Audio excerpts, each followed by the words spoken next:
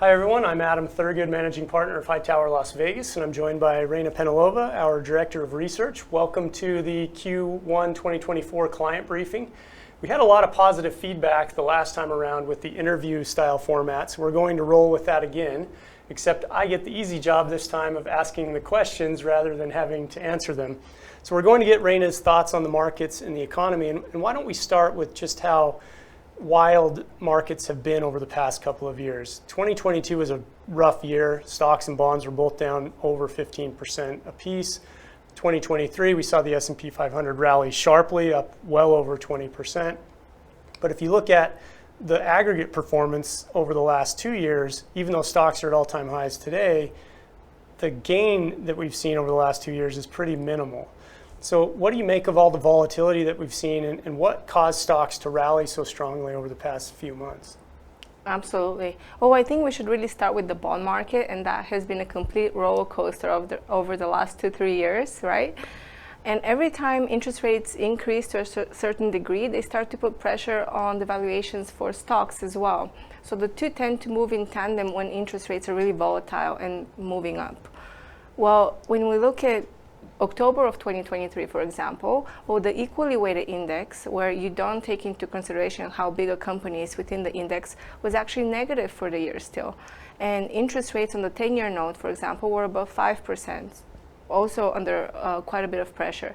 And at that point, what happened is the Treasury Secretary Janet Yellen came out with an announcement and surprised the market by saying that the Treasury is going to finance the bulk of the national debt on the shorter end of the Treasury market, therefore alleviating pressure for the interest rates I just talked about on the 10-year and the 30-year rate. They came down right away, stocks like that. In November, the excitement was even bigger when Jerome Powell did a complete 180, basically, rhetorically, suggesting that the Fed would now be open to cutting interest rates, even though modestly. But absent any economic deterioration, the only condition is that the inflation rate needs to continue to come down at a healthy pace. So, of course, both bonds and stocks like that and rallied in tandem, and we closed in positive territory. And when you look at the S&P 500 index on the market cap weighted one, we're at all-time highs now. Yeah, and quite a difference, though, between, say, the equally weighted or even down the size spectrum a bit more to the small cap indices. I think the small caps are still close to 20% below their all-time highs that they hit in late 2021. Why such disparity there, and what does that say about the health of the stock market in general? There's a huge disparity and huge concentration in the largest names. The level of concentration right now is really notable and concerning, to be honest. The largest 10 companies in the S&P 500 are now 32% of the index as far as weight goes. But what's interesting is that they only contribute about 21% of the earnings power. So they're not up necessarily because they were so profitable, so much more profitable than everybody else. And they enjoyed a tremendous rally last year. They were up 87%, really pulling the index up. That's why the S&P 500 closed up 26%. The average name was up about 9%. Still good, but the majority of that rally came after the announcements we talked about earlier. And then you compare that to small caps. Well, that happens in an environment when small caps are more sensitive to interest rates. They're still depressed because of that.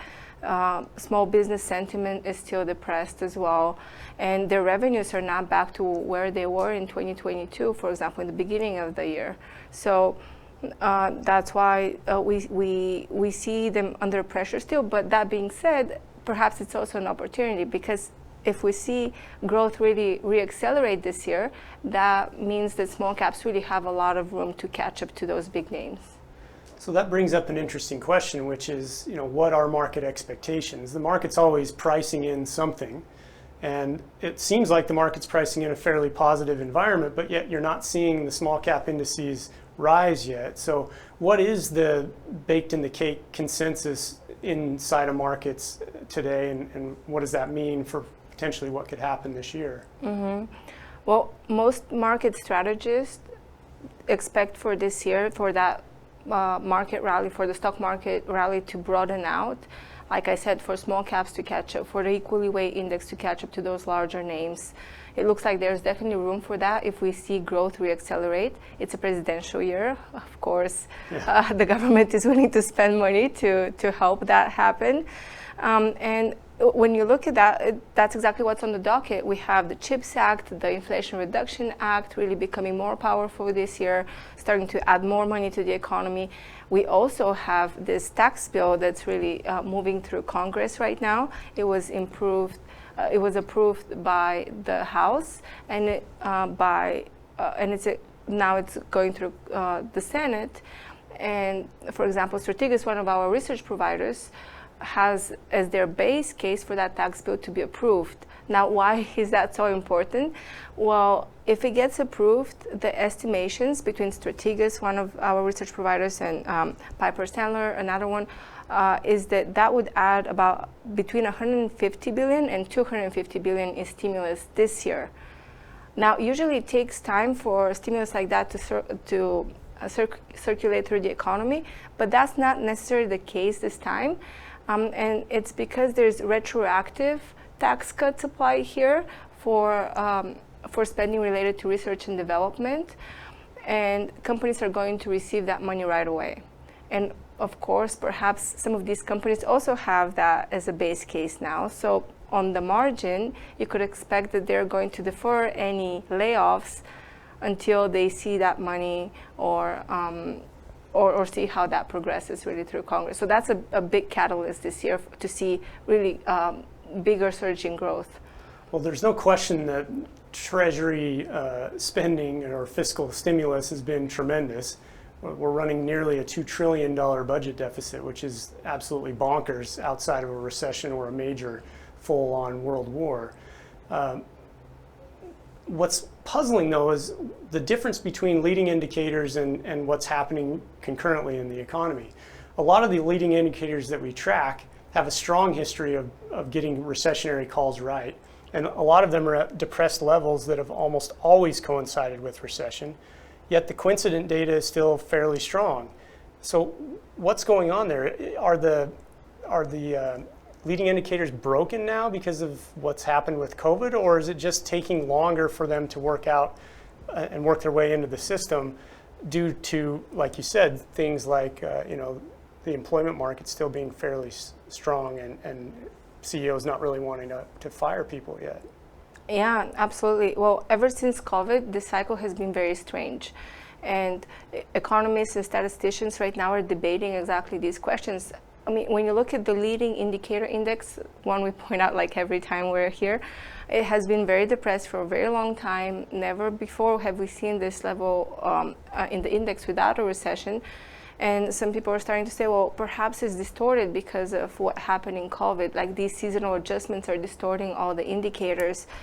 Also, we have so much money still sloshing around the system that perhaps is distorting some of these indicators as well. And I mean, that's completely possible. But also when you look at leading indicators, we should point out some of them are still very negative. When you look at the difference between the 10-year interest rates and the 3-month interest rates, that's one of the most reliable leading indicators when it comes to recessions. It's it's deeply negative and for a protracted time. So it remains to be seen. Perhaps maybe we do see a recession, but it arrives later. Like you said, perhaps the lags are longer this time. We also could look at the Kansas City Labor Market Conditions Index, and that is a combination of 24 labor market indicators combined into one. And looking into that, we usually look at the moving average. So when the 3-month moving average crosses below the 24th month moving average, usually that has signaled a recession in the past. Currently, we are seeing this happening still, even though unemployment is at 3.7%, very low. But we'll see how things progress. On the flip side, some leading indicators that we also follow and we also mention very regularly here are improving. For example, the ISM New Orders Index for manufacturing companies has improved dramatically this month. It is now sitting above 50, actually indicating an expansion ahead, and it was deeply negative just a few months ago. So we do see some improvement. Also, another thing that improved is the consumer sentiment indices. Some of them are still depressed, some of them are really improving. So like we were commenting, there's a lot of distortion right now. So inflationary pressures seem to be the most important thing on the Fed's mind right now. And we've seen inflation fall from very high levels down to not quite to their target, but over the last couple of months, it's sort of flatlined. It's not going much lower. So the Fed was getting comfortable with the ability to cut rates because inflation was falling. But the latest data this week maybe threw a little bit of cold water on that. I mean, what do you make of the inflationary environment, both in the short run and the long run? Yeah, I think inflation is the biggest question right now. It's what everything hinges on. We just talked about how bond volatility, when it surges, really drives stock market volatility, and then from there it progresses just through, reverberates through different asset classes. So it's a really important question to answer. And really in the long term as well, like to see if there's any structural changes that have happened. So on the deflationary side, there's some pretty good arguments that, for example, demography is affecting, is putting deflationary pressures on the economy. As baby boomers are aging, they're retiring, it's expected for their spending habits to become more conservative and put pressure on inflation. Also technology, and we have AI now. I mean, that's the reason why we saw this huge surge in some companies last year. There's some expectations that perhaps AI could really lower, put pressure on inflation as well structurally. On the flip side, on the other hand, we have some really good inflationary arguments as well. For example, the multipolar world. It means that basically the US is now challenged by its adversaries. And we can see that happening with the break in relationship between the US and China. So on the inflationary side, people say that globalization was really the reason why we saw this protracted time of disinflation in the economy, and now that's probably not going to happen to the same extent. I mean, for the last 20, 30 years, China kept producing goods cheaper and cheaper and cheaper as time progressed, and clearly that's not the case anymore. We saw with COVID too, that was another argument why companies and countries really have to shift from just-in-time inventory, when everything arrives just in time, you don't need to house anything, you don't have to pay any extra money to have anything on the sidelines, to just-in-case inventory. Also, supply chains need to shift to friendlier places, to places that are closer to home. Perhaps maybe you have to have a backup supplier. So that's adding inflationary pressures, not to mention the energy transition. That requires a lot of materials. Maybe that's going to cause a surge in commodity prices as well. So when you combine both, I think the truth is always somewhere in the middle, right? Perhaps all arguments are going to be proven valid to some extent. And I think the big risk is for inflation for 2% to now become the floor for inflation rather than the ceiling, like it has been for the last 15, 20 years, let's say. So if you're right, and inflation now has a 2% floor instead of a ceiling, that has to mean big changes for portfolio management decisions and asset class returns going forward. So what's the takeaway from that? Yeah, I mean, that actually has profound implications when it comes to asset class performance in portfolios. The main reason for that is because the main diversifier for asset managers traditionally for the last 30 years has been bonds, because bonds, when stocks decline, bonds rates tend to decline as well, and the prices of bonds surge, so they offset some of that weakness in stock markets. And the last 3 years is a testament how when interest rates are volatile, that is not the case anymore. If 2% becomes the floor rather than the ceiling, perhaps we're going to see interest rates now trade in a range that's higher than the pre-COVID level. And while that becomes established, we could expect for that positive correlation to persist between stocks and bonds. What that really means is that asset managers need to look for alternative ways to diversify portfolios. Now, there could be beneficiaries of that dynamic.